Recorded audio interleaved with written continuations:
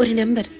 அந்த நம்பர்ல இருந்து இனிமே எந்த காலும் மெசேஜும் வராதுன்னு தெரிஞ்சதுக்கு அப்புறம் அழுது உடைஞ்சு நொறுங்கி ஒரு மூலையில உட்கார்ந்து இருக்கும் போது சில நாட்கள் கடந்து போனதுக்கு அப்புறம் அந்த நம்பர்ல இருந்து ஒரு கால் வருது.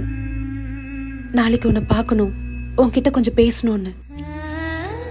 முடிஞ்சு போச்சுன்னு நினைக்கும் போது இதையே மறுபடியும் நம்மளை தேடி வருதுன்னு ஒரு கேள்வி.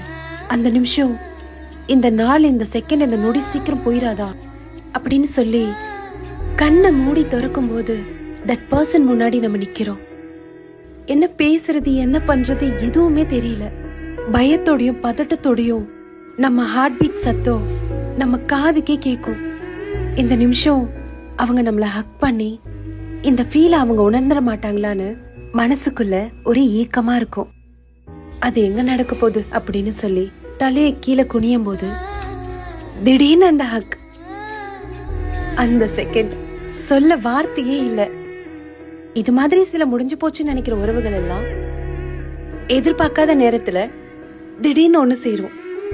அந்த பர்சன் உன்னை புரிஞ்சுக்கிறதுக்கு ரொம்ப நாள் ஆச்சு, இனிமே உன்னை நான் மிஸ் பண்ண மாட்டேன் அப்படின்னு சொல்லும்போது எவ்வளவு சந்தோஷமா இருக்கும். சில உறவுகள் இந்த மாதிரி சேர்ந்து இருக்கும், நான் நம்புறேன்.